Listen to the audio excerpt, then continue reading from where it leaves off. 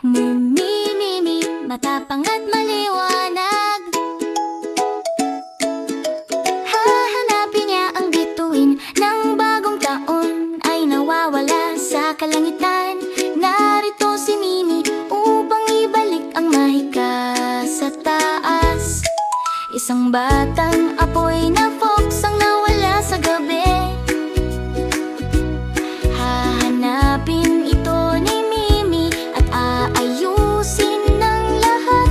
Kiya! Talutod maglangit at ang mga bituin ay mahina. Lumakat si Mimi pasulong handang magsimula. Nagsimulang umapoy ang apoy ng fox. Nararamdaman ng kagubatan ang init ng kanyang nagliliyap. Bitirig-dos, nakakita siya ng kumikislap na mapanamay mga clue.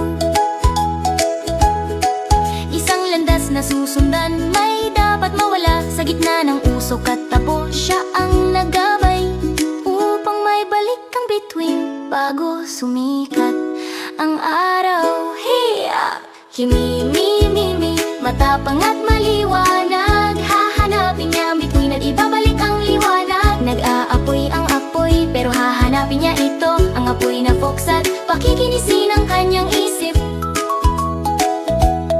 Sa kagubatan, ligaw ang mga apoy, pinakalma ni Mimi ang fox. Bata pa ito, malakas ang kapangyarihan nito, ngunit puno ng takot. Bulong ni Mimi, ligtas ka dito.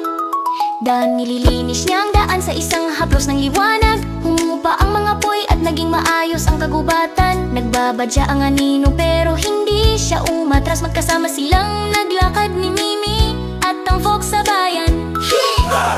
Mimi, matapang at maliwanag. Hahanapin niya ang bituin at ibabalik ang liwanag. Nag-aapoy ang apoy pero hahanapin niya ito, ang apoy na fox, at pakikinisin ang kanyang isip.